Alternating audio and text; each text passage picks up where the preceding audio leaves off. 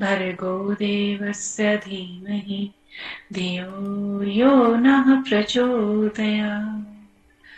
ॐ भूर्भुवस्सुः तत्सवितुर्वरेण्यं भर्गो देवस्य धीमहि धियो यो नः प्रचोदयात्।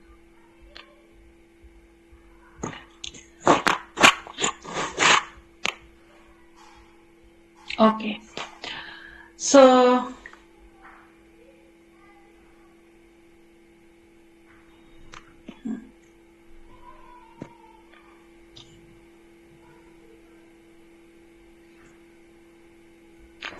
डाइजेशन ऑलमोस्ट हम कंप्लीट कर चुके थे। डाइजेशन का जो है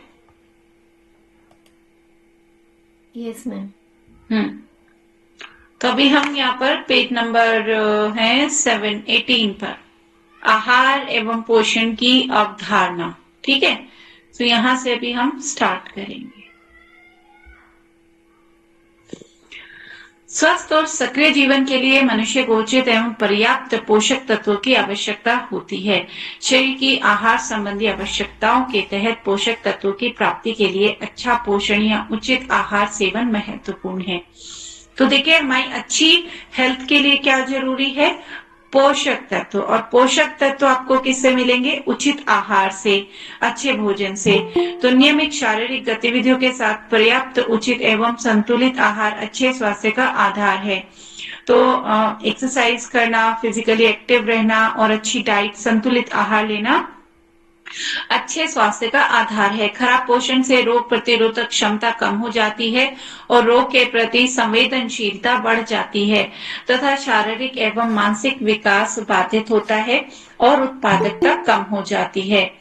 तो संपूर्ण जीवन में स्वस्थ आहार उपभोग कर अपने सभी रूपों में कुपोषण रोकने के साथ साथ गैर संचारी रोगों, नॉन कम्युनिकेबल डिजीज जिनको हम कह सकते हैं, तो तथा अन्य स्थितियां रोकने में भी मदद करता है। तो मतलब कि ऐसी बीमारियां जो आपके लाइफ स्टाइल से के कारण होती हैं, तो इस तरीके की बीमारियां कुपोषण को रोकने के साथ साथ अन्य स्थितियां रोकने में भी मदद करता है। लेकिन तेजी से बढ़ते शहरीकरण और वैश्वीकरण से आपका क्या हो रहा है? लाइफ स्टाइल बदल रहा है, जीवन शैली बदल रही है और आचार संहिता में महत्वपूर्ण बदलाव हुआ है। यानी कि जो आप अपना जीवन जी रहे हैं वो उस आचार संहिता के अनुसार नहीं जी रहे जो हमें हमारे वेदों के अनुसार बताया गया था।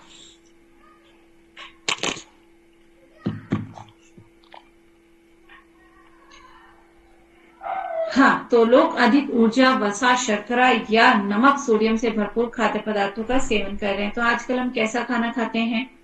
अधिक ऊर्जा, यानी कि ज्यादा कार्बोहाइड्रेट यूज करते हैं, ज्यादा फैट यूज करते हैं, ज्यादा शर्करा यूज करते हैं, बहुत ज्यादा मिठाई या मीठा, बहुत ज्यादा नमक, सोडियम, ऐसी चीजें। जैसे आप बाजार से नमकीन लेकर आएंगे तो उसमें नमक, मिर्च, मसाले बहुत ज्यादा होंगे। मिर्च, मीठा बहुत ज्यादा होता है। जैसे कोल्ड ड्रिंक्स हुई, मिठाइयां हुई, पैकेज फूड हुए, तो उसमें नमक और मीठे के साथ साथ उसमें बहुत सारे प्रिजर्वेटिव्स भी होते हैं। तो इनका हम सेवन ज्यादा करें तथा पर्याप्त फल एवं सब्जी तथा रेशायुक्त आहार जैसे कि साबुत अनाज का सेवन नहीं करते हैं। इसलिए ये सभी कारक असंतुलित आहार में योगदान करते हैं। और संतुलित तथा स्वस्थ आहार विभिन्न जरूरतों जैसे उम्र, लिंग, जीवन शैली तथा शारीरिक गतिविधियों पर के अनुसार बदल जाता है। सांस्कृतिक, स्थानीय और उपलब्ध खाद्य पदार्थों तथा आहारीय रीति रिवाजों के आधार पर अलग अलग होता है, लेकिन स्वस्थ आहार का गठन करने वाले मूल सिद्धांत तो सबके एक ही हैं। कई बार क्या होता है कि हम जहाँ रहते हैं तो हमारे सांस्कृतिक, हमारे उसके अनुसार हमारा खान पान में बदलाव आ जाता है, संतुलित आहार भी बदल जाता है जीवन शैली के अनुसार, लिंग, उम्र के अनुसार और सांस्कृतिक और स्थानीय उपलब्धता, जहाँ जो पैदा होता है उसके अनुसार चीजें बदल जाती हैं। आहार संबंधी मुख्य समस्या अपर्याप्त और असंतुलित आहार का सेवन है। तो सबसे बड़ी प्रॉब्लम क्या है? जहां आप अपर्याप्त और असंतुलित आहार ले रहे हैं। भारत में सार्वजनिक स्वास्थ्य महत्व की सबसे सामान्य पोषण संबंधी समस्या में से एक जन्म के साथ कम वजन, बच्चों में प्रोटीन, कैलोरी, ऊर्जा, वयस्कों में चिरकालिक ऊर्जा की कमी और सूक्ष्म पोषण, कुपोषण, यानी कि इन सब चीजों की कमी ज्यादातर लोगों के अंदर देखी जाती है। देश में मानव संसाधनों के विकास के लिए स्वास्थ्य और पोषण सबसे महत्वपूर्ण सहयोगी कारक है। तो अभी हम यहाँ पर आते हैं। स्वस्थ आहार पद्धति जीवन में जल्दी शुरू होनी चाहिए। मतलब हालिया परिणाम दर्शाते हैं कि गर्भाशय में पोषक की कमी के बाद में जीवन में आहार संबंधी चिरकालिक रोगों के लिए भावभूमि निर्मित करती है। स्तनपान स्वस्थ व्यक्ति में वृद्धि करता है, स्वस्थ विकास में वृद्धि करता है और संज्ञानात्मक विकास में सुधार करता है। यानी कि जब महिला गर्भवती हो तो तभी से पोषण का असर बच्चे पर के जीवन काल तक दिखता है। अगर उस समय प्रेगनेंसी के दौरान पोषण की कमी होती है या जब मतलब कि स्तनपान के समय, तो उसका असर उसके जीवन भर, उसके विकास, वृद्धि, इम्यूनिटी हर जगह दिखता है तथा उससे लंबे समय तक का स्वास्थ्य लाभ होता है। यह अधिक वजन या मोटापा और बाद में जीवन में एनसीडी, नॉन कम्युनिकेबल डिजीज होने का जोखिम कम होता है। यानी कि लाइफ स्टाइल डिसऑर्डर्स कम होते हैं। यद्यपि स्वस्थ आहार में विभिन्न प्रकार के खाद्य पदार्थ शामिल होते हैं, इसलिए प्रमुखता खाद्य आधारित दृष्टिकोण से पोषक नाचार पर स्थानांतरित हो गई है।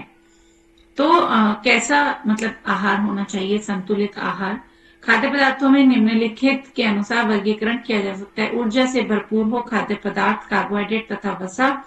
उसके लिए आपको क्या लेना चाहिए? साबुत अनाज लेना चाहिए, बाजरा, वनस्पति तेल, घी, मेवा, तिलहन और शर्करा। हड्डियां मजबूत करने वाला आहार है बॉडी बिल्डिंग फूड, जिसमें प्रोटीन आता है। इसमें दलहन, मेवे, तिलहन, दुग्ध उत्पाद, मांस, मछली, मुर्गी और ये सब आ जाता है प्रोटीन में। फिर आता है सुरक्षात्मक भोजन, यानी कि विटामिन और मिनरल्स। इसमें हरी पत्तेदार सब्जियां, अन्य सब्जियां, फल, अंडा, दूध से बने प्रोडक्ट्स और मांसाहारी खाद्य पदार्थ शामिल हैं।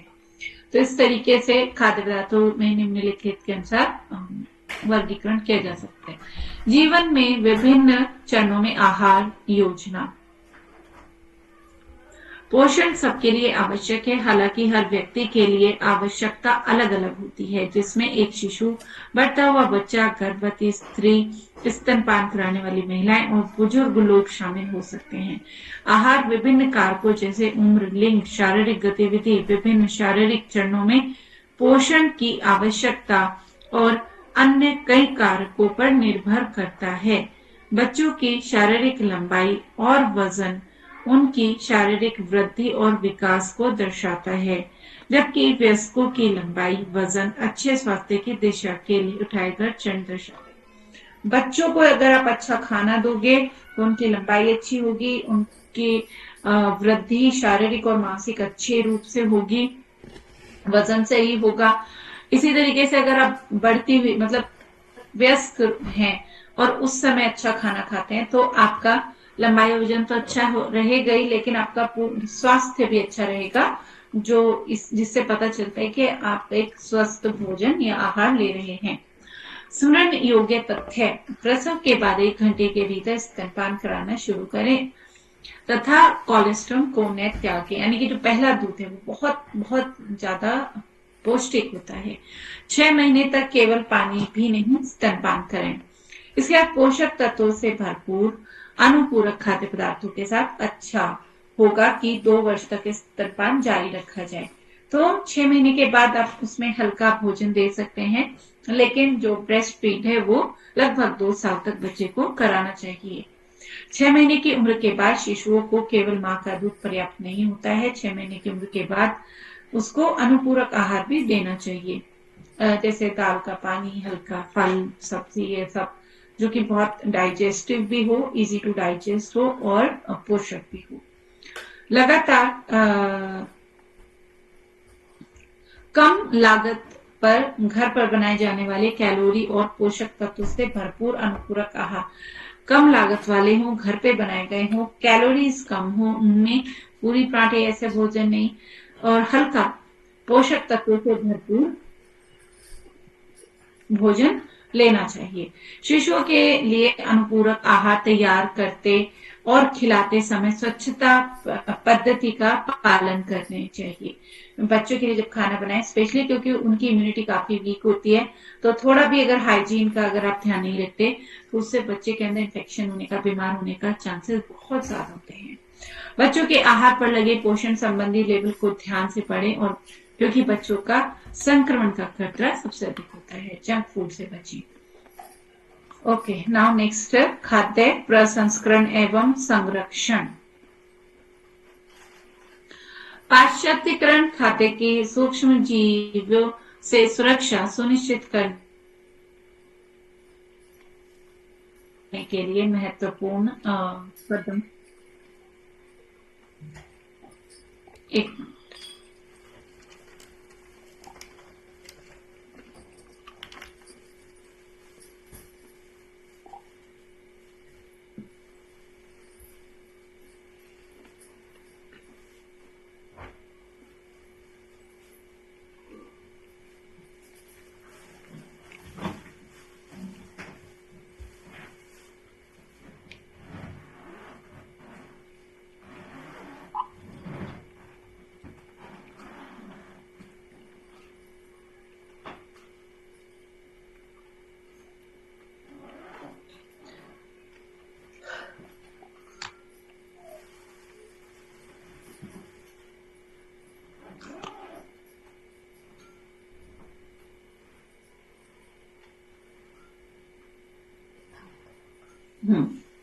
तो अब हम आ गए हैं खाद्य प्रसंस्करण, फूड प्रोसेसिंग एवं संरक्षण पर। Food processing and preservation. तो पाश्चात्यकरण खाद्य की सूक्ष्म जीवों से सुरक्षा सुनिश्चित करने के लिए महत्वपूर्ण कदम था।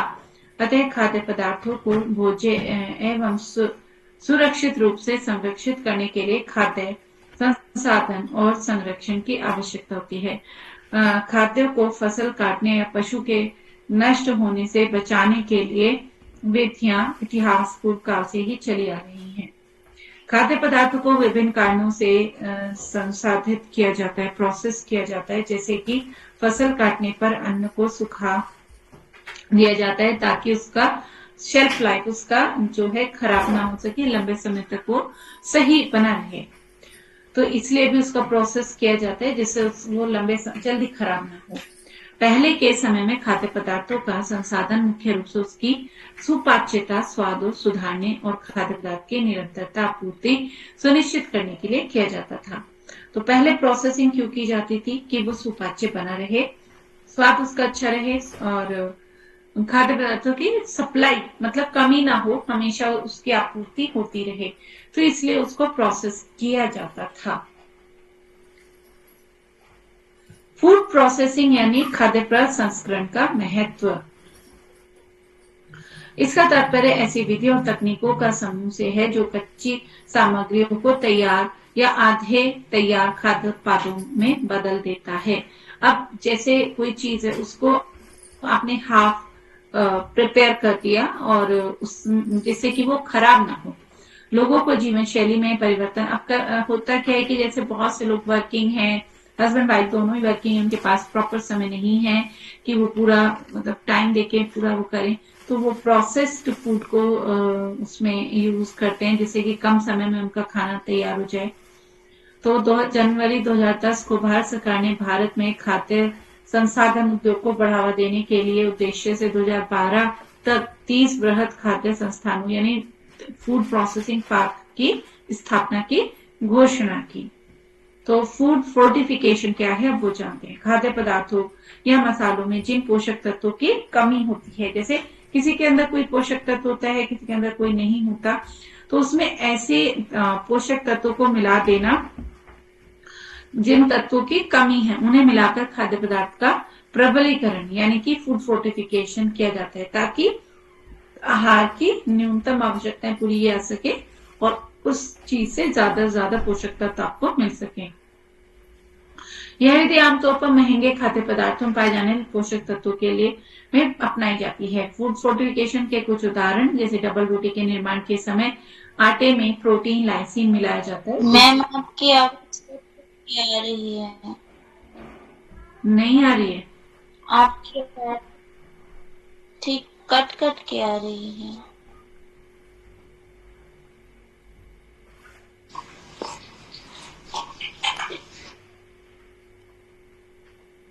अब ओके चल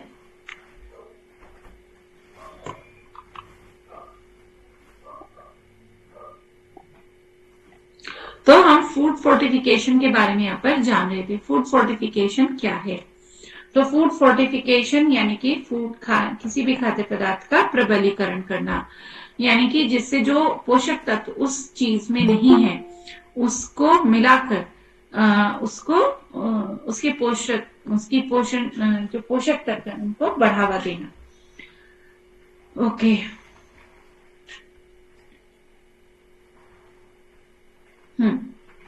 वनस्पति तेलों या घी में विटामिन ए या डी मिलाया जाता है। नमक में आयोडाइज जैसे आयोडाइज सॉल्ट, तो नमक में आयोडीन मिलाकर उसको फूड फोर्टिफिकेशन का भी एक एग्जाम्पल है जिसमें आयोडाइज सॉल्ट का एग्जाम्पल हो गया। ब्रेड में इसमें ऐसे प्रोटीन मिलाकर, तो इस तरीके से और बहुत से ऑयल्स में विटामिन ए या डी को मिलाया जाता है जिससे उसके अंदर वो तत्व आ जाए।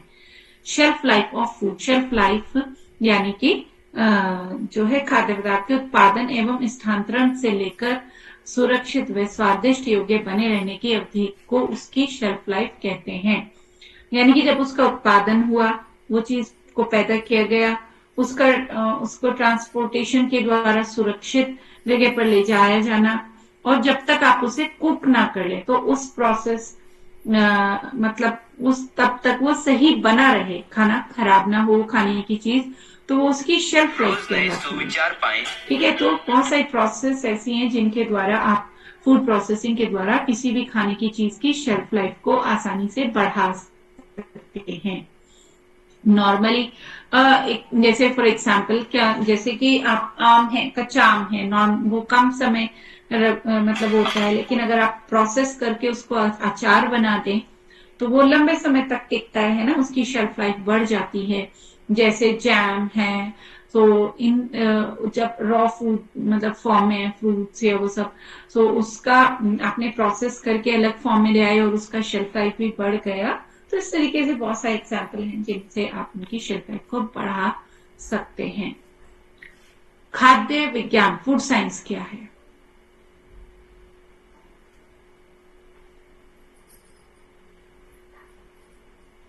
खाद्य विज्ञान को एक ऐसे विशिष्ट क्षेत्र के रूप में परिभाषित किया जाता है जिसमें रासायनिक और भौतिकी जैसे आधारभूत विज्ञान विषयों के साथ साथ पाक कलाओं, कृषि विज्ञान और सूक्ष्म जीव विज्ञान का अनुप्रयोग किया जाता है। यानी कि जिसमें भोज्य पदार्थों का रासायनिक और भौतिक जो विषय है उसको पकाने का तरीका, उसको उगाने का तरीका, सूक्ष्म जीव विज्ञान यानी माइक्रोबायोलॉजी, क्या उसके ऊपर असर आता है माइक्रो ऑर्गेनिज्म का, तो ये सब फिजिकली क्या चेंजेस हैं और केमिकली क्या चेंजेस आ रहे हैं, तो ये सब चीजें आपकी फूड साइंस के अंतर्गत आती हैं। खाद्य विज्ञान एक बहुत ही विस्तृत विषय विशेष है। खाद्य वैज्ञानिक खाद्य के भौतिक और रासायनिक विशेषताओं का अध्ययन करते हैं जिससे हम खाद्य पदार्थों की प्रकृति और उसकी विशेषताओं को समझने में हमें मदद मिलती है। ठीक है, जो वैज्ञानिक होते हैं वो क्या उनको उसको फिजिकली कैसे उसको बेहतर किया जाए, केमिकली उसमें क्या चेंजेस किए जाए, उनमें क्या विशेषता है ना, ये सब बताते हैं। उनके द्वारा हमें पता चलता है उसकी क्या प्रकृति है, क्या किसी खाद्य पदार्थ की विशेषताएं हैं, तो वो सब हमें समझाते हैं। इसका तात्पर्य ऐसी विधियों और तकनीकों का समूह से है जो कच्ची सामग्रियों को तैयार करके आधा तैयार करके खाद्य उत्पादों में बदल देते हैं। या खाद्य संसाधन के लिए पौधों एवं जंतुओं से प्राप्त अच्छी गुणवत्ता वाले कच्चे माल की आवश्यकता होती है, जिसे लंबे समय वाले खाद्य उत्पादों में परिवर्तित किया जा सके। जैसे मैंने अभी आपको कुछ एग्जाम्पल दिए भी हैं। अब जैसे आजकल फूड प्रोसेसिंग के का एग्जाम्पल है एक, जैसे कि केले का कोई भी प्रोडक्ट बना देना, केले के चिप्स, केला वैसे तो खराब हो जाता है, इसके चिप्स बना देना। आजकल तो फूड प्रोसेस पे ही पूरा मार्केट चल रहा है ना। तो फूड प्रोसेसिंग या ऐसे प्रोडक्ट्स की तो मार्केट में भरमार है, जिनके कि आप अनगिनत एग्जाम्पल्स ले सकते हैं। ठीक है, जो रॉ फॉर्म में उतना नहीं चलते हैं, लेकिन अगर आप उनका फूड प्रोसेसिंग के द्वारा कोई दूसरा प्रोडक्ट अगर बना देते हैं तो उनकी शेल्फ लाइफ, उनकी सब चीजें बढ़ जाती हैं। तो आज आप मुझे ऐसे कोई 5 उदाहरण देंगे अलग अलग।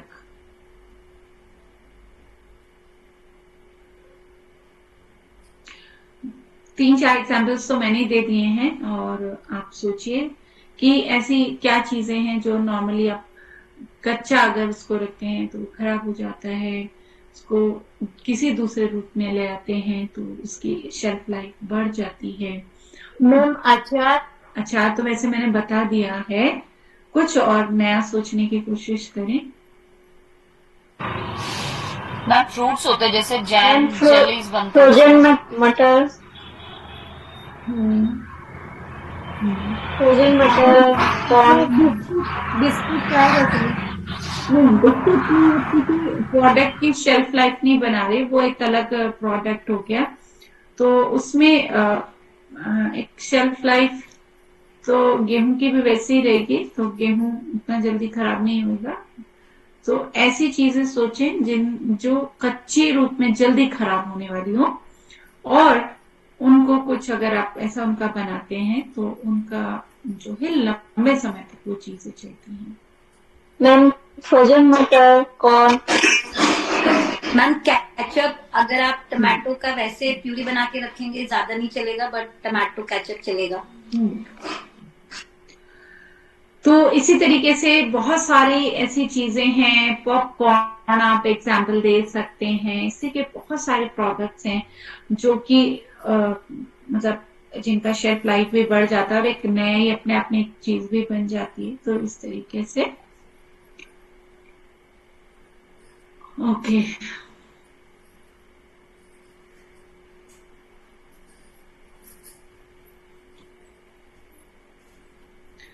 अच्छा, मुझे जो देहरादून में उस दिन प्रोग्राम में मिले थे वो आप ही की क्लास से थी स्टूडेंट्स? यस मैम, वो मैं थी, रेनू मैम थे। और मैम मैं आपसे मिल नहीं पाया एक्चुअली, मैंने देखा था आपको, मैंने कहा कहीं देखा हुआ सा लग रहा है, बिकॉज अभी ऑनलाइन और सामने सामने बहुत चेंज हो जाता है। लेकिन बाद में मिल नहीं पाया, आप चले गए थे तब तक। मेरा फिर वो था ट्रेडिशन हुआ था, उस वजह से मिल नहीं पाई मैं आपसे। ओके, चलिए बात करते हैं बाद में। ठीक हाँ, है। मतलब देखा हुआ लग रहा था मुझे, फेस पर कंफ्यूज थी कि किस क्लास से है। चलिए, अच्छा लगा आपको देख के। ओके, आपको पहचान लेते, आप हमें भी पहचान लेते। हाँ, मतलब मैं थोड़ी देर के लिए शॉक हो गई कि आप देहरादून कैसे आ गए। आज मैम क्योंकि उनको बिल्कुल भी आइडिया नहीं था कि आप भी देहरादून में होंगे। चलिए गुड। तो हम आगे चलते हैं, और यहाँ पर हम आते हैं खाद्य संसाधन और प्रौद्योगिकी का विकास। तो पेज नंबर 23, 1810 निकोला में बंद करने की प्रक्रिया को विकसित करना एक महत्वपूर्ण घटना थी। तो आजकल तो बहुत ही कॉमन है पैकेज फूड और ये सब, बट जब फर्स्ट टाइम इसको किया गया 1810 में, आप सोचिए 1810 में निकोलस के द्वारा पहली बार किसी खाद्य पदार्थ को डिब्बों में बंद करने की जो प्रक्रिया थी वो शुरू की गई। खाद्य पदार्थों की डिब्बाबंदी का खाद्य संरक्षण तकनीकी पर गहरा प्रभाव पड़ा, क्योंकि ये एक तरीके से देखें तो रिवॉल्यूशन टाइप भी था, और इसके नेगेटिव इफेक्ट्स भी हैं, तो अभी हम खैर नेगेटिव जो साइड इफेक्ट्स हैं, नेगेटिव इफेक्ट्स हैं, उसके बारे में भी हम फिलहाल बात नहीं करेंगे। और वर्ष 1864 में लुईस पास्चर द्वारा अंगूरी शराब को खराब होने से कैसे बचाएं का वर्णन खाद्य प्रौद्योगिकी का वैज्ञानिक आधार देने की शुरुआत थी।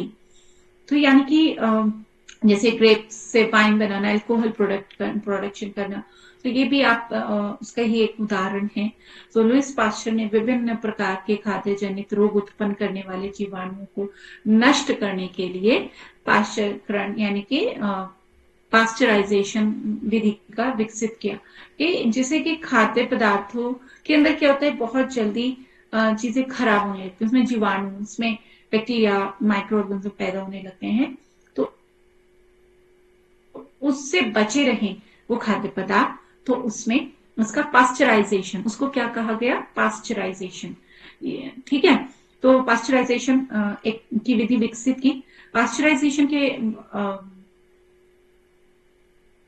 ओके, सो पास्चराइजेशन का जैसे सबसे अच्छा तरीका है कि जैसे आप दूध बॉईल करते हैं, तो वो प्रिजर्वेशन है, लेकिन पास्चराइजेशन थोड़ा अलग हो जाएगा। जैसे कि पैकेज्ड मिल्क आजकल आता है, तो वो जिससे कि दूध उस खराब नहीं होता, कितने कितने दिन उसको हमारे पास पहुंचने में लग जाते हैं, तो वो प्रोसेस पास्चराइजेशन का एक एग्जाम्पल। विधि में को सूक्ष्म जीवों से सुरक्षा प्रदान करने की दिशा में क्रांतिकारी कदम था। खाद्य प्रौद्योगिकी का प्रयोग 20वीं सदी की शुरुआत में सेना की आवश्यकताओं की पूर्ति के लिए किया गया। तो जब सेनाओं को जिससे कि मतलब लंबा समय में उनके पास पहुंचे और लंबे समय तक बना रहे, तो उसके लिए फूड प्रोसेसिंग का यूज किया गया। इसके बाद दोनों विश्व युद्ध में और अंतरिक्ष जो अभियान होते हैं, उपभोक्ताओं द्वारा विभिन्न उत्पादों की बढ़ती मांग को पूरा करने के लिए फूड प्रोसेसिंग का काफी महत्वपूर्ण योगदान रहा। खाद्य प्रौद्योगिकी के विकास को और अधिक प्रोत्साहित जो है किया गया। कामकाजी महिलाओं की आवश्यकताओं को विशेष रूप से पूरा करने के लिए तत्काल मिलाकर बनाने वाले जैसे सूप, इंस्टेंट सूप और बहुत सारी चीजें, अनगिनत चीजें आजकल मार्केट में अवेलेबल हैं। और पकाने को तैयार खाद्य पदार्थ, ready to cook food items, आजकल तो रोटी पराठा भी रेडी टू कुक आने लगे हैं, विकसित किया गया। हर चीज है ना, मसाले, हर चीज रेडी टू कुक आने लगा। बट उनके हेल्थ बेनिफिट्स की बात करें तो वो बहुत ज्यादा हेल्दी ऑप्शन नहीं है। इमरजेंसी में, मजबूरी में यूज करना चाहिए वो ऑप्शन। जैसे जैसे खाद्य प्रौद्योगिकी का विकास होता गया, वैसे वैसे ही लोगों में से ऐसे खाद्य उत्पादों की मांग बढ़ने लगी जो साल की किसी विशेष मौसम के दौरान ही पाए जाते थे। देखिए क्या होता था पहले, अभी क्या है, जैसे विंटर का सीजन है, आजकल भी भिंडी मिल रही है ना, और सब कुछ मिलता है ना, और आप थोड़ी सी कोशिश करोगे तो आपको आम भी मिल जाएगा, तो सब कुछ अवेलेबल है। आप गर्मियों में आपको गोभी मिल जाती है ना। तो अभी नेक्स्ट जनरेशन को अगर आप पूछेंगे तो उनको पता भी नहीं होगा कि सर्दियों में कौन सी सब्जी आती है, गर्मियों में कौन सी। तो जो मार्केट में अवेलेबल है, मिल रहा है, तो उनके हिसाब से तो सब कुछ खाने लायक है, सब कुछ खाना चाहिए। लेकिन जब तक वो सीजन का ना हो, वो स्टोर हाउसेस में रखे हुए हैं और उन सब के अंदर उनको प्रिजर्व करने के लिए कितने केमिकल्स, कितने, है ना, वो सब चीजें यूज हुई हैं, तो वो बहुत ही डाइजेशन को खराब करती हैं और बहुत ही खराब चीजें हैं वो। ऐसी चीजें केवल इमरजेंसी में ही यूज करनी चाहिए, और जो मौसम के अनुसार फल सब्जियां हैं वो ही यूज करनी चाहिए। ठीक है,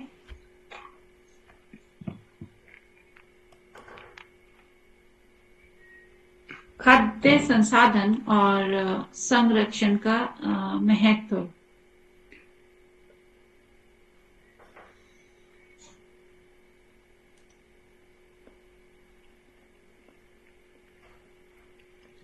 तो खाद्य संसाधन, फूड प्रोसेसिंग और फूड प्रोडक्शन की एक ही शाखा है जिसमें वैज्ञानिक ज्ञान या प्रौद्योगिकी यानी कि टेक्नोलॉजी का उपयोग करके अच्छे कच्चे माल को मध्यवर्ती स्तर पर तैयार कर खाद्य पदार्थों यानी सेमी फिनिश्ड फूड आइटम अथवा तुरंत खाने के लिए तैयार रेडी टू फूड आइटम में बदलते हैं।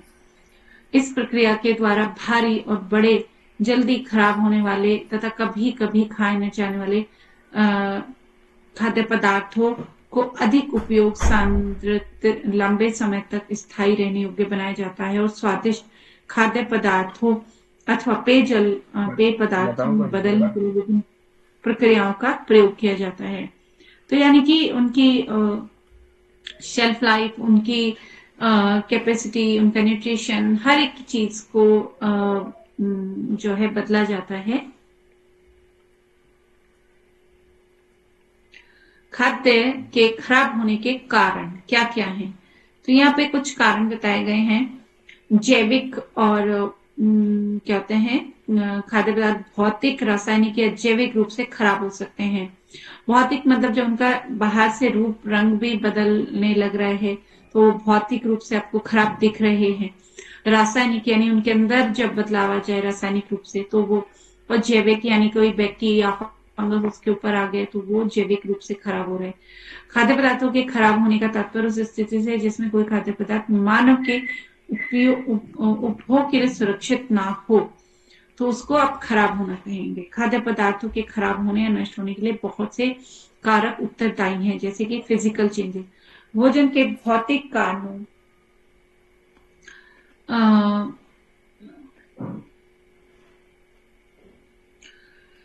भौतिक कारणों से आए परिवर्तनों से भोजन का रंग, रूप, स्वाद खराब हो जाता है, जैसे कि भार या दबाव पड़ने से। जैसे फिजिकली आप देख के बहुत सारी सब्जियों को, फलों को आप समझ जाते हैं कि ये खराब है, तो यानी कि फिजिकल चेंजेस उनके अंदर आ रहे हैं, तो जिससे आप पता लगा सकते हैं कि फिजिकल परिवर्तन है उनके, कि ये भोज्य पदार्थ खराब हो गया है।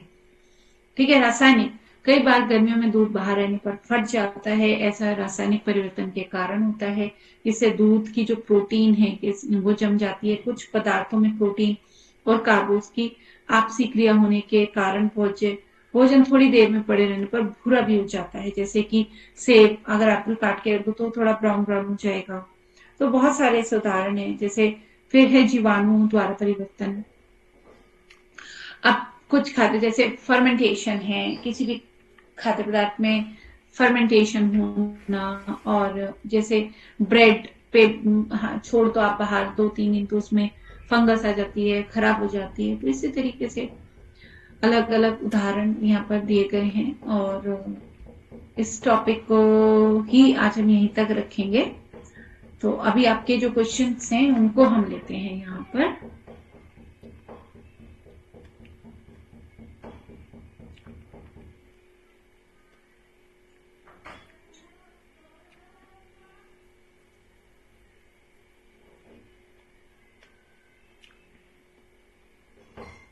तो किसी का कोई डाउट है, कोई क्वेश्चन है तो आप पूछिए।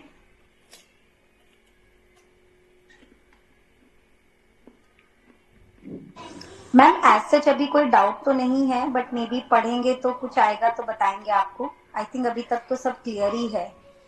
मैम पेज नंबर 19 में एक है साबुत अनाज, बाजरा, वनस्पति तेल, घी, मेवा और तिलहन और शर्करा। ये तिलहन क्या होता है?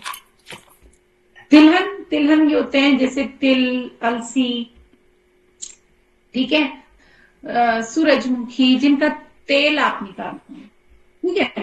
तो ये सब तिलहन के अंदर आते हैं। मैम मस्टर्ड भी तो तिलहन के अंदर ही आएगा ना?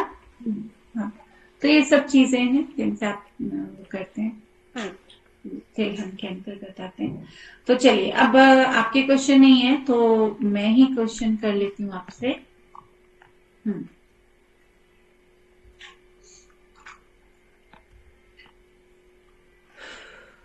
अच्छा, चलिए आज हम शुरू से सात्विक, राजसिक और तामसिक इस भोजन को आप कैसे समझाएंगे?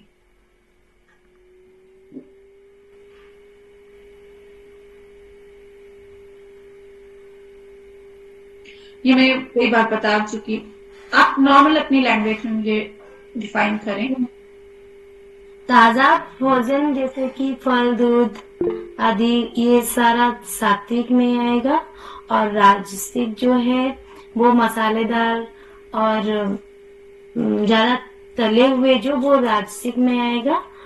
और तामसिक जो है जो कि मतलब चीनी, मतलब शुगर ज्यादा हो, अधिक तला हुआ, और इसमें शायद मीट भी आएगा।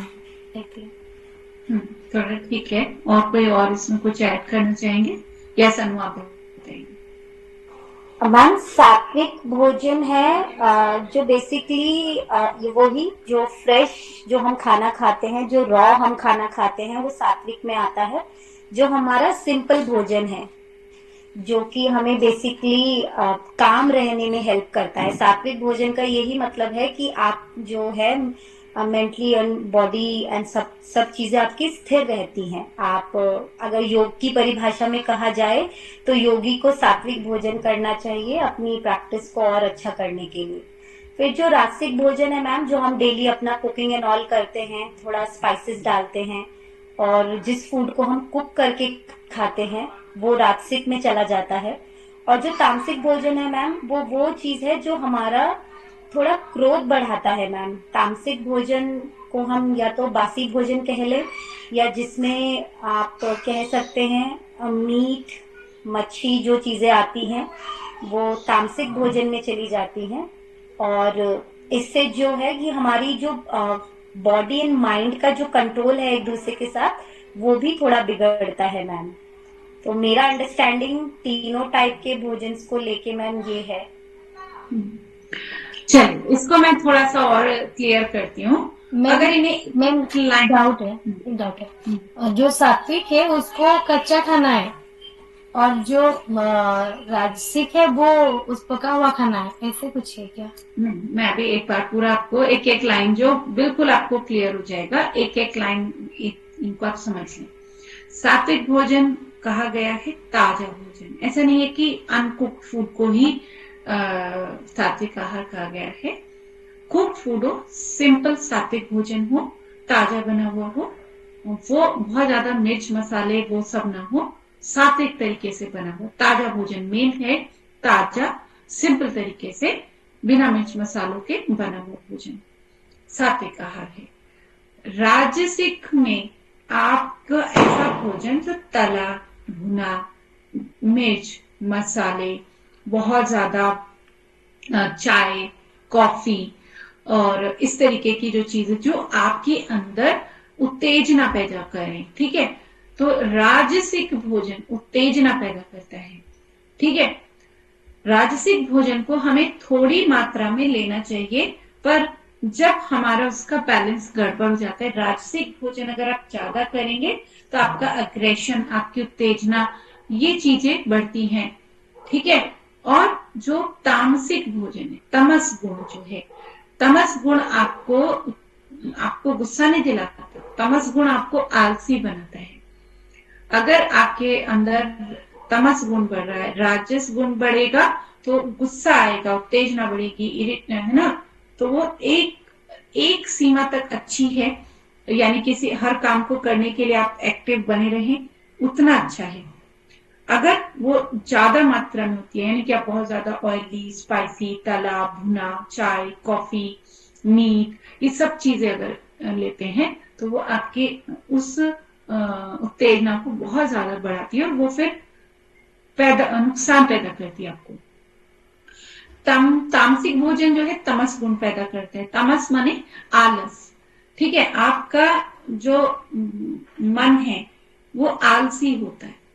आलस पैदा करने वाले भोजन में जैसे मिठाइयां बहुत ज्यादा खाना, बासी भोजन बहुत ज्यादा खाना, जंक फूड बहुत ज्यादा खाना, एल्कोहल को कंज्यूम करना, तो ये तमस गुण बढ़ाते हैं। ऐसे लोग जो आपने देखे होंगे कि जिनको आलस ही आता है, मतलब सुस्त पड़े रहते हैं, इधर उठेंगे इधर बैठ जाएंगे, इधर से उठेंगे इधर बैठ जाएंगे, तो बस नींद में ही बने रहेंगे, आज नहीं चलो कल करते हैं, आज नहीं चलो कल। तो यानी ये है तमस गुण, जो कुछ करना ही नहीं चाहते, आलस, ये सब चीजें। तो अब क्लियर हुआ आपको सात्विक, राजसिक और तामसिक भोजन और उनके यस आपको मैम। ऊपर प्रभाव। मैम मेरे को ना एक क्वेश्चन है, जैसे कभी कभी हम लोग बोलते हैं ना कि सुबह मॉर्निंग में बासी रोटी खानी चाहिए, मतलब उसके कुछ अपने बेनिफिट्स होते हैं।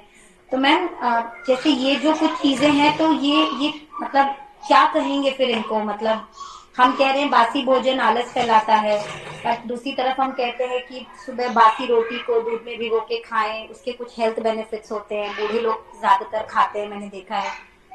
मैम इसको कैसे डिफाइन करेंगे फिर? फेस्टिवल भी है हमारे यहाँ, आप देखते हैं अलग अलग रीजन में उसको अलग अलग नाम से जानते हैं, बसोड़ा या ऐसा कुछ, आई डोंट नो एग्जैक्ट क्या कहते हैं, बसेड़ा। तो उसमें एक दिन का पहले रखा हुआ भोजन किया जाता है। तो देखिए क्या होता है, जो आपने भी जिक्र किया कि रखी हुई रोटी को सुबह खाना, उस रोटी का क्या अर्थ है। अभी आप दो चीज को कंपेयर करते हैं हम यहाँ पे। एक तो है आपने खाना बनाया, आपका थोड़ा सा आटा बच गया, ठीक है, आपके पास दो ऑप्शन है, या तो आप उस आटे को उठा के फ्रिज में रखते हैं, या दूसरा ऑप्शन है आपके पास उस आटे की रोटियां बनाकर रखते हैं। तो कौन सा ऑप्शन ज्यादा बेटर होगा, अभी ये जानते हैं, ठीक है। आप सबके मतलब अनुभव से या आप सबके विचार से कौन सा ऑप्शन ज्यादा बेटर है? मैम रोटी बनाना, क्योंकि कहते हैं बासी आटा इज नॉट गुड। रीजन तो चलो मैं बताऊंगी, लेकिन हाँ, तो बासी मतलब रोटी बनाकर रखना क्यों अच्छा। पहले क्या होता था, आपने देखा होगा, पहले जो होता था रोटियां बना के रखते थे और शाम को भी वही खा लेते थे अगर भूख लगी है तो रोटी जब आप बना के रखते हैं वो आपको नुकसान नहीं करती है। रोटी, हर एक खाने की चीज का ग्लाइसेमिक इंडेक्स होता है, एक चीज होती है ग्लाइसेमिक इंडेक्स। अब आपको पहले मैं बताती हूँ ग्लाइसेमिक इंडेक्स क्या होता है। अभी हमने ऊर्जा देने वाले भोजन पढ़े, कार्बोहाइड्रेट, फैट। तो हर चीज हमारे अंदर एनर्जी रिलीज करती है, ग्लूकोज छोड़िए, जैसे कार्बोहाइड्रेट वो ग्लूकोज रिलीज करती है हमारे अंदर। तो ग्लाइसेमिक इंडेक्स वो चीज होती है कि कौन सा भोजन कितनी तेजी से आपके अंदर ग्लूकोज को छोड़ रहा है, ठीक है। तो अब जब आपने रोटी बनाकर रख दी तो उसका आपने उसमें अंतर देखा होगा कि जो रखी हुई रोटी होती है थोड़ा वो उसका जुड़ाव कम हो जाता है, उसकी बाइंडिंग कम हो जाती है। तो यानी कि एक आपने सुना होगा ग्लूटेन चीज, ग्लूटेन इंटॉलरेंस, ग्लूटेन से एलर्जी होना। सो बेसिकली ग्लूटेन एक प्रोटीन है, गेहूं के अंदर ही पाया जाता है, जो अनाज हम खाते हैं उनमें सिर्फ गेहूं के अंदर होता है। और ग्लूटेन क्या करता है, एक आपने देखा होगा किसी अनाज की रोटी बनाओगे वो टूटती है, जैसे बाजरा, मक्की, रागी, किसी के भी बनाओगे तो वो टूटती है, उसमें बाइंडिंग नहीं है, सिर्फ गेहूं में बाइंडिंग है। तो वो बाइंडिंग गेहूं में किसकी वजह से, वो है ग्लूटेन की वजह से। ग्लूटेन एक प्रोटीन है। तो और ग्लूटेन को जब आप बहुत ज्यादा मात्रा में खाते हैं तो ग्लूटेन आपके पैंक्रियाज को इफेक्ट करता है, इंसुलिन के सीक्रेशन को प्रभावित करता है, कम करता है। तो लेकिन जब आपने रोटी बनाकर रख दी तो उसमें ग्लूटेन की मात्रा कम हो गई, इसकी बाइंडिंग कम हो गई, तो रखी हुई रोटी में ग्लूटेन कम हो गया। तो यानी कि आपके उसका ग्लाइसेमिक इंडेक्स भी कम होता है कंपैरेटिवली ताजी रोटी के, और उसका ग्लूटेन की मात्रा भी कम हो गई। तो स्पेशली जिनको डायबिटीज है या डाइजेशन इश्यू है या ग्लूटेन इंटॉलरेंस है, सो उनको ऐसी रोटी, या एक स्वस्थ व्यक्ति को भी ऐसी रोटी नुकसान नहीं करती है। जबकि जब आप आटा बनाकर रखते हैं तो उस रखे हुए आटे में ग्लूटेन की मात्रा और ज्यादा बढ़ती है। रोटी में ग्लूटेन कम हो जाता है, रखी हुई रोटी में, आटे में वो ग्लूटेन बढ़ जाता है, ठीक है। तो रखा हुआ आटा काला हो जाता है, ठीक है, तो उसके अंदर ग्लूटेन की मात्रा और ज्यादा पड़ती है जो कि नुकसानदायक होती है, ठीक है। और रोटी आपने बनाकर रखी, उसके अंदर ग्लूटेन की मात्रा कम हो गई, तो ऐसी रोटी नुकसान नहीं करती है। उसको भी सिर्फ 10 घंटे का पीरियड बताया गया है कि रात की रोटी सुबह, ऐसा नहीं है कि अब आप उसको 2 दिन तक रखोगे कि और कम हो जाए ग्लूटेन, तो वो नुकसान करती है। तो 10 से 12 घंटे के अंदर आपको रोटी कंज्यूम करनी होती है, आपने दोपहर की शाम तक या शाम की सुबह तक। अब सब्जियों में न्यूट्रिशन वैल्यू कम हो जाती है, सब्जियां फ्रेश खानी चाहिए, रोटी भी, लेकिन रोटी को आप रखी हुई रोटी नुकसान नहीं करती है, बात ये है। ठीक है, तो सब्जियां और बासी भोजन ऐसा नहीं है जो कुक फूड है वही बासी है। जो आप एक हफ्ते की सब्जियां लाके फ्रिज में रखते हैं और फिर एक हफ्ते बाद उस सब्जी को बनाते हैं, वो भी बासी भोजन ही है, उसके अंदर भी तमस गुण बढ़ रहा है। ठीक है, तो वो भी आपके अंदर बीमारियां पैदा करता है। तो बासी का मतलब, तो बासी, ताजे का मतलब है जब वो जितना फ्रेश वो पेड़ से टूट के आ रही है फल सब्जी, तो कितनी जल्दी आप कंज्यूम कर रहे हैं, तो उसके अंदर सात्विकता बनी रहती है। सात्विकता यानी उसका पोषण, उसके पोषक तत्व उसके अंदर मौजूद होते हैं। अब तमस भोजन ऐसा है जो डेड फूड कह दो आप उसको, डेड फूड, उसके अंदर कुछ नहीं है। ठीक है, कोई पोषक तत्व नहीं है, कोई न्यूट्रिशन नहीं है, तो वो सिर्फ तमस गुण, आलस बढ़ाएगा। अगर आप मिठाइयां बहुत ज्यादा खाते हैं और इस तरीके का भोजन करते हैं तो वो नुकसानदायक होता है। यस विनोद, आप पूछिए अपना क्वेश्चन। तो मैम ये पैकेज फूड को हम किस नजरिए से लेंगे? पैकेज फूड तो बिल्कुल ही एक तरीके से मतलब उसके कोई पोषक तत्व उसके अंदर बिल्कुल भी नहीं है, 0% है। तो उसके अंदर बहुत सारे प्रिजर्वेटिव्स हैं, बहुत सारे केमिकल्स हैं, उसकी शेल्फ लाइफ को आर्टिफिशियली बढ़ाया जा रहा है। तो यानी कि किसी भी तरीके से आप देखें तो पैकेज फूड और या इससे कोई भी फूड आप जो लेते हैं वो एक इमरजेंसी के लिए यूज करने की चीजें हैं, उसको आप रेगुलर में यूज करते हैं तो बहुत हार्मफुल है। उनके अंदर चीनी की मात्रा, प्रिजर्वेटिव, सॉल्ट एक्स्ट्रा होता है, बहुत सारी चीजें होती हैं, और तो गैसेस होना, तो ये सब चीजें बहुत हार्मफुल हैं। तो उनको रेगुलर अपने रूटीन में यूज नहीं करना चाहिए, पैकेज फूड कोई भी। ठीक है, उसकी शेल्फ लाइफ तो बढ़ रही है बट आपकी शेल्फ लाइफ कम हो रही है उन चीजों से, यानी कि आपकी लाइफ कम हो रही है। ठीक है, तो जो भोजन के अंदर आप देखिए, उदाहरण मैं देती हूँ, आप पास्ता ले आइए अपने घर। ठीक है, पास्ता मतलब जो बना हुआ नहीं है, ठीक है, कच्चा पास्ता भी आप मार्केट से पैकेट लाए, उसे रख दें, किसी डिब्बे में डाल के रख दें, वो 6 महीना 1 साल भी आप उसको रखें, वो कोई खराब नहीं आएगा, उसमें कोई कीड़ा नहीं आएगा, कोई फंगस नहीं आएगी, कुछ नहीं आएगा उसके अंदर। आप रख के देखिए। आप कोई दाल रखें, कोई चावल रखें, वो खराब हो जाएगी आपकी, क्योंकि दाल जो है वो खेत से आई है, उसी रूप में है। और जबकि पास्ता एक मतलब आर्टिफिशियल फूड, आपके द्वारा बनाया गया खाना है, उसका फूड प्रोसेसिंग का एक प्रोडक्ट है जो पास्ता है, उसके अंदर कोई बैक्टीरिया, कोई फंगस, कोई इंसेक्ट कुछ नहीं आएगा, क्योंकि उसको कुछ मिलेगा ही नहीं उससे न्यूट्रिशन, तो उसमें ऐसी चीजें भी नहीं पैदा होती। तो आप दाल रख दोगे, दाल रखोगे डिब्बों में, वो खराब हो जाती है आपकी, बरसात में खराब हो जाएंगी, है ना। तो आप रख के देखिए, पास्ता आपका खराब अगर हो जाए कि इसको आप 2 साल रखे रखो तब भी खराब नहीं होगा।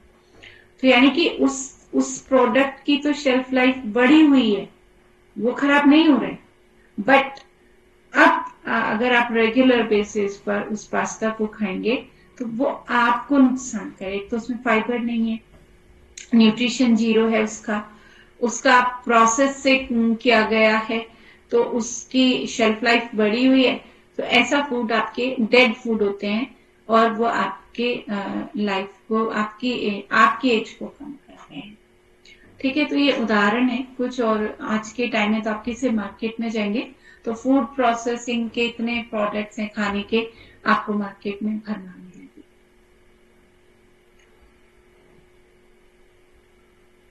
ठीक है, तो इस तरीके से फूड प्रोसेसिंग चीजें हैं, एक लिमिट तक ये अच्छे हैं। ठीक है, आपको चीजें अवेलेबल हो जाती हैं, बट इन्हें रेगुलर बेसिस पे यूज नहीं करना चाहिए।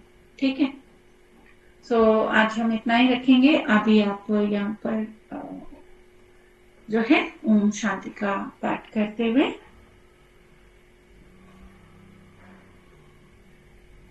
यस अनु, आप करेंगे आज शांति पाठ और क्लास को एंड करते हैं। कमर गर्दन सीधी करेंगे, 3 बार ओम का उच्चारण करेंगे।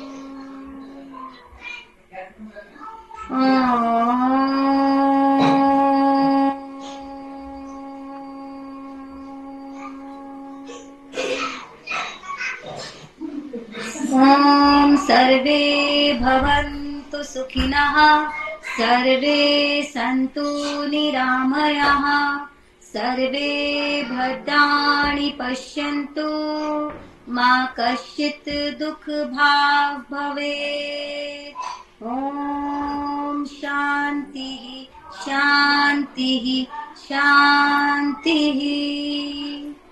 अपनी हथेलियों को आपस में रब करेंगे, उसकी गर्माहट को अपनी आंखों और चेहरे पे महसूस करते हुए मुस्कुराते हुए धीरे से आंखें खोलेंगे।